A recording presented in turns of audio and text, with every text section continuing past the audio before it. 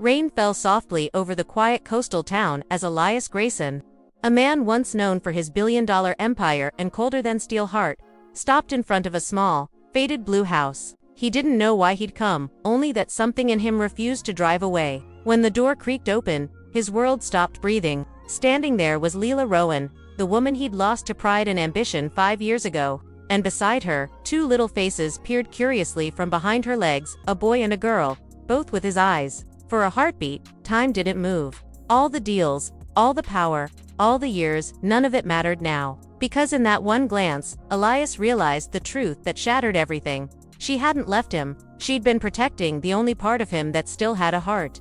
The world knew Elias Grayson as the man who built an empire from concrete and ambition. At 35, his name shimmered across skyscrapers, newspapers, and charity galas. But behind the headlines, his life was a fortress: glass walls, marble floors, and a silence money couldn't fill. He had learned long ago that emotions slowed you down. His father's weakness, love, had cost their family everything once, and Elias had sworn never to repeat it. So he replaced warmth with control, smiles with schedules, and laughter with late-night board meetings. 5 years ago, he'd been engaged to Lila Rowan, a painter who believed hearts could be mended with color. She'd begged him to take a break, to choose life over business. But he'd chosen the deal instead, the merger that would crown him king of the city. When he came home that night, she was gone. Her studio empty, her phone silent. The ring she'd worn lay on the kitchen counter, beside a single note: "You already have everything you need, so I'll stop being something you can lose." He'd torn that note 1,000 times in his mind. Now, 5 years later, fate had dragged him back to the same coastal town he'd once dismissed as too small for ambition. He was there on business, negotiating the purchase of an old marine research center, but something in that town's name had tugged at him when he'd seen it on the file. Rowan Bay. He hadn't connected it then, not until his driver took a wrong turn and stopped outside that faded blue house. He'd stepped out of the car intending to ask for directions. Instead, he found the past staring back at him. The air between them was thick with ghosts. Lila's hair was longer now, darker, but her eyes, those ocean-colored eyes, still carried the same quiet fire. And the two children standing beside her, they couldn't have been older than 5. Elias's breath fractured in his chest. He took one slow step forward. Lila, her lips parted, a whisper breaking out of her like a secret she'd carried too long. "Elias, you shouldn't be here." "I didn't know," he said, voice low, rough. "About them." She looked away, a storm of guilt and defiance flickering across her face. "You weren't supposed to." For a long moment, only the rain spoke between them. It whispered against the roof, slid down the old wooden door, and filled the silence that neither of them dared to break. Elias stood there, the man who once controlled boardrooms with a glance, now powerless in front of a woman who looked at him like a stranger. The children had disappeared inside. He could still hear their soft laughter, the sound of innocence untouched by the chaos that surrounded the two adults outside. Elias's throat tightened as he looked at the small handprints on the glass window. They were real, his children. His dot, but Lila's words cut through that fragile realization. "You weren't supposed to find us," she whispered, her voice trembling like the wind. "Why?" His tone was sharp, but underneath was something almost pleading. "Why would you hide them from me?" Lila's eyes filled with pain. "Because the man I left wouldn't have cared." Elias flinched, though he tried not to show it. "You think I wouldn't have cared about my own blood?" Her gaze hardened. "I think you would have seen them as a distraction, just like you saw me. You would have turned their laughter into a schedule, their joy into something measurable. You were too focused on becoming untouchable, Elias. But the moment you stopped feeling, you lost everything that made you human." He wanted to argue, but the words dissolved before they reached his lips. She wasn't wrong. 5 years ago, he had been that man. Ruthless, distant, always chasing the next deal, the next victory. He had loved her, yes, but only in the quiet spaces between meetings, when his phone was off and no one was watching. He'd treated love like a luxury, not a need. Elias exhaled, lowering his gaze. "I didn't know how to be anything else." Lila crossed her arms, trying to stay composed. "And that's exactly why I left. Because I wanted our children to grow up knowing love, not ambition." He blinked. "Children." His voice cracked slightly. You were already pregnant." She nodded faintly, a tear sliding down her cheek. "I found out 2 weeks after you left for that London merger. I wanted to tell you. I really did. But every time I picked up the phone, your assistant answered. Your secretary said you were too busy to take personal calls." Then I saw your photo in the paper, smiling, shaking hands, signing million-dollar deals, and I realized, maybe that was your family now. Elias's chest constricted. He remembered that trip. He'd been living on black coffee and adrenaline, sealing the biggest contract of his life. He'd even thought of proposing to Lila again when he got back, to make things right. But she was gone before he could dot, and now, standing here, all those years of success felt hollow. He took a slow step forward, his voice barely a whisper. What are their names? Lila hesitated, then finally said, Evan and Lee. He repeated the names softly, almost reverently, tasting them like sacred words. Evan Lee. He swallowed hard. Do they know about me? Her silence was answer enough. Elias closed his eyes, a wave of regret crashing through him. So they think you're gone, she said, cutting him off gently. Not dead, just gone. He turned away, his jaw tightening, his heart breaking in quiet surrender. You told them I didn't want them. I told them their father loved them once, Lila said softly. But sometimes love isn't enough to make someone stay. For a moment, neither moved. The sound of the rain grew softer, almost like the world was listening. Finally, Elias turned back to her, eyes burning with something raw and unfamiliar. Let me see them. Lila shook her head. No, Elias, not yet. I have a right. No, she interrupted, her tone firm but trembling. You had that right once, but you lost it the moment you made me choose between your empire and our family. He stepped closer, his voice cracking. Then let me earn it back. Her breath hitched. You don't understand. They're happy. They don't need a man who'll walk in and out of their lives. You can't just appear, and the door creaked open. Both turned as Evan, the little boy, peeked out. His hair was dark like Elias's, his eyes bright like Lila's. Mommy, who's this? Lila froze. Sweetheart, go back inside. Mommy's talking. But Evan's curiosity was stronger than fear. He stepped out, holding a small toy car, one wheel missing. Is he lost? He looked sad. Elias knelt down slowly, his voice breaking. Yeah, buddy, I think I was lost for a long time. Evan tilted his head, studying him. You talk like Mommy's old movies. Lila's eyes glistened with tears. Evan, the boy looked up at her. Can he come in? It's raining. Lila hesitated. Every instinct screamed to protect her children, but part of her, the part that had once loved Elias with everything she had, couldn't say no. She nodded faintly. Just for a minute. Evan grinned, tugging Elias's hand. Come on, Mr. S. Elias stepped into the small, cozy home. His polished shoes touched the worn carpet, his expensive watch glinting against the dim light. The house smelled like lavender and old paint, lilac scent. There were crayon drawings on the fridge, tiny shoes by the door, and a half-finished puzzle on the table. For the first time in years, Elias felt something crack inside him. Not the emptiness of losing a deal, but the ache of realizing what he'd missed. Lila stood quietly, watching him as he looked around. This is their world, Elias. Simple, messy, but full of love. He turned toward her, eyes soft but heavy with regret. It's everything I didn't know I wanted. Lila's expression faltered, a flicker of the old love crossing her face, but she looked away before it could stay. Don't make promises you can't keep. Elias stepped closer, voice low. Then don't make me leave before I can prove I can. Her heart trembled, but she said nothing. Outside, the rain had stopped. Inside, something long buried had started to breathe again.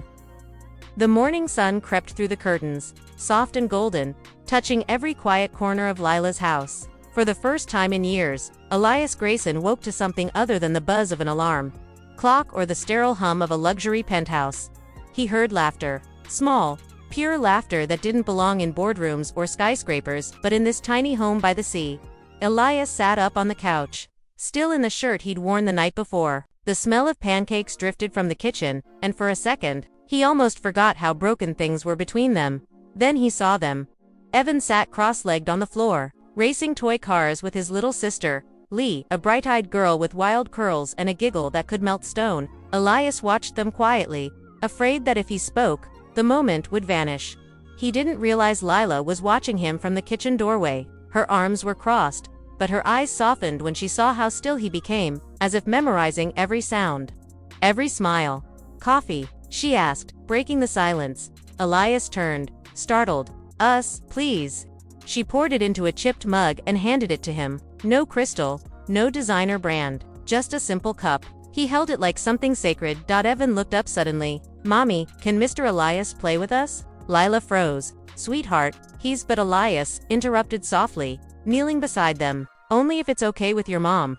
Lila hesitated, but Evan's hopeful face undid her resistance. Just for a little while, she said. Elias smiled. Deal. He spent the next hour building a castle out of mismatched blocks.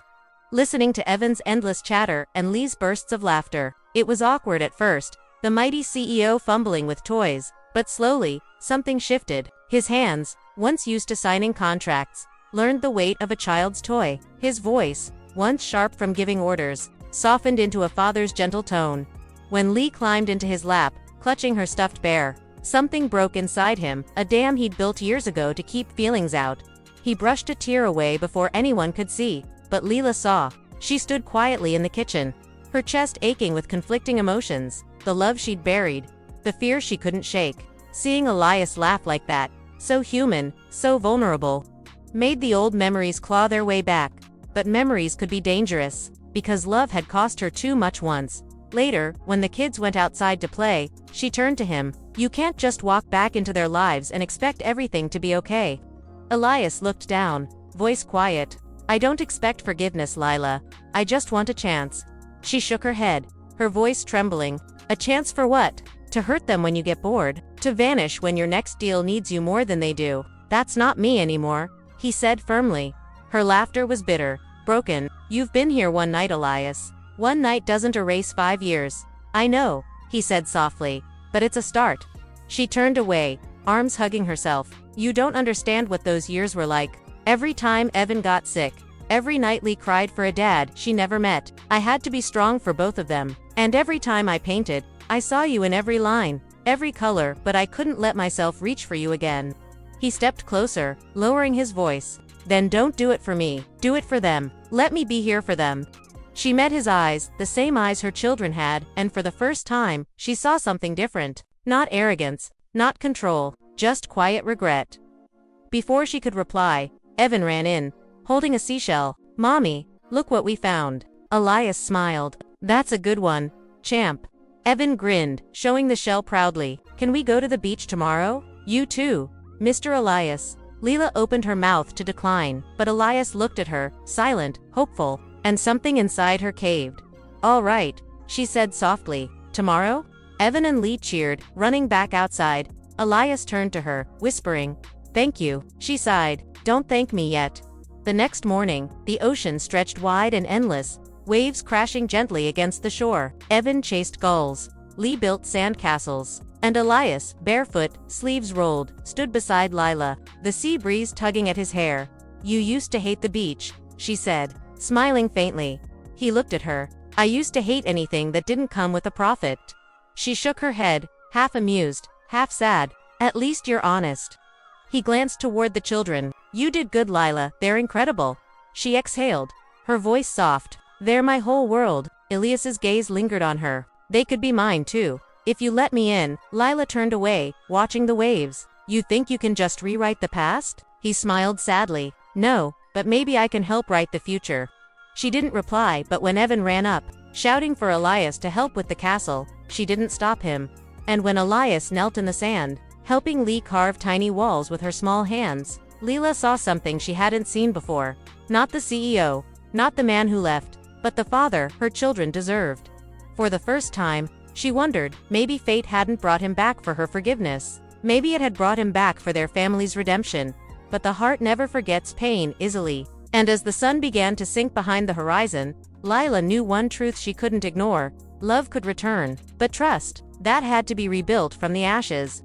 The weeks that followed were nothing like the life Elias had once known. The hum of boardrooms was replaced with laughter echoing through hallways, the clatter of toy blocks on wooden floors, and the occasional scrape of a scraped knee. Every day was a lesson in patience, a test in humility, the kind no corporate deal could ever teach. Elias woke before dawn, preparing breakfast for Evan and Lee. He learned their favorite pancakes, the exact way they liked their milk, the little rituals that made them feel safe. Slowly, painstakingly, he began to understand that love was not a luxury, it was labor. A quiet, relentless, and humbling labor that demanded presence over power. Lila watched silently, her walls of fear trembling with each passing day. Elias didn't ask for forgiveness, he asked only to be present, and his presence was changing everything. One evening, storm clouds rolled over Rowan Bay. The wind howled through the narrow streets, rain hammering on the rooftops. Lila was in the kitchen, tidying up after dinner, when Evan burst in, his small face pale, lips trembling. "Mommy, Lee fell in the yard. She can't move." Time slowed for Elias. He grabbed his jacket, scooped Lee into his arms, and ran through the storm with Evan following closely. Rain soaked them instantly, but Elias barely noticed the cold. Only the fear in her eyes mattered. At the door, Lila followed, heart pounding. She couldn't move, couldn't speak, all she could do was watch. Elias carried Lee to the couch. She was trembling, shivering, her small body drenched. "It's okay, baby," he whispered, wrapping her in his jacket. "Daddy's here. Daddy's not going anywhere." The words, once empty promises, now carried weight. They were an oath, forged in humility and love. Lila knelt beside them. "Elias?" Her voice broke. You're really here." "I'm here," he said firmly, meeting her gaze. "For both of them. For you. For everything I failed at before." Lee clung to him, and Evan climbed onto his lap. "I was scared, Daddy," Evan admitted, voice small. "You don't ever have to be," Elias said softly, pressing a kiss to his son's hair. "I'm not leaving again, not ever." Lila's tears fell freely. She had spent years protecting them from a man who had loved too little, too late. But standing there, she saw the difference now. A man transformed by loss, regret, and the undeniable gravity of fatherhood for the first time. She allowed herself to hope. The storm outside mirrored the storm. Within Elias, he was drowning in emotions he had long suppressed: guilt, shame, longing, and fierce love. Yet in this chaos, he finally understood the truth he had refused to face for 5 years. Nothing mattered more than this family. Not power, not money, not deals that changed the skyline. Only them. In the days that followed, he made the impossible possible. He sold the last of his absentee habits. He declined high-stakes trips, refused boardroom meetings, and spent hours teaching Evan to ride a bike, reading bedtime stories to Lee, and learning the messy, chaotic, beautiful rhythm of family life. Lila watched him quietly. Every time she caught his glance, she saw sincerity, every apology etched in his actions. He didn't need to declare love, he lived it, but redemption demanded one final act. A test neither could ignore. Rowan Bay Elementary called one afternoon. Evan had fallen seriously ill, high fever, breathing rapid. Lila panicked. She had been the guardian for 5 years. She knew every second mattered. She dialed Elias's number, praying he was nearby. He answered immediately, calm but urgent. "I'm on my way." Within minutes, he was at the hospital, holding Lila's hand, carrying Evan into the emergency room. The doctors were swift, but it was Elias who stayed awake all night, pacing the sterile corridors, whispering to Lila, reassuring her, holding their child, and confronting every failure he had left behind. Morning came. Evan stabilized. Lila, exhausted, finally leaned on Elias. You were there," she said softly. "You didn't leave, I told you," he murmured, brushing a strand of wet hair from her face. "I'm not leaving again. I'm not asking for your forgiveness anymore. I'm asking for a chance to spend the rest of my life proving it." Tears streamed down Lila's face. She didn't speak, she didn't need to. Her heart, long protected, finally recognized the man before her, the man she had once loved, the man who had returned, transformed, devoted, and undeniably hers to trust. Outside the hospital, the sun broke through clouds, casting warm light across the town. Rowan Bay glimmered, reflecting the renewal inside them all. Elias, once defined by wealth and ambition, now defined himself by love and presence. He had rebuilt what he lost, brick by brick, laugh by laugh, tear by tear, not as a CEO, not as a powerful man, but as a father, a partner, a man who finally understood what mattered. And as Lila rested her head on his shoulder, holding their children close, she whispered softly, "Welcome home, Elias." He smiled, closing his eyes. Finally, free from the man he had been. The empire he had built meant nothing compared to the family he now had, imperfect, chaotic, and breathtakingly real. For the first time in his life, he was exactly where he belonged. Sometimes life doesn't give second chances, and sometimes it does. Elias Grayson had everything a man could want: wealth, power, prestige, but he had lost the one thing that truly mattered: his family. 5 years of absence, 5 years of silence, 5 years of regret. Yet love has a way of finding its way home, no matter how far we wander. Watching Elias fight for his children, earn trust, And finally, Open His Heart reminds us all that it's never too late to make amends, to cherish the ones who matter, and to let love guide our choices. If this story touched your heart, remember to hold your loved ones close today. Life is fragile, moments are fleeting, and the bonds of family are the greatest fortune we can ever have. Share this story with someone you love and never take them for granted.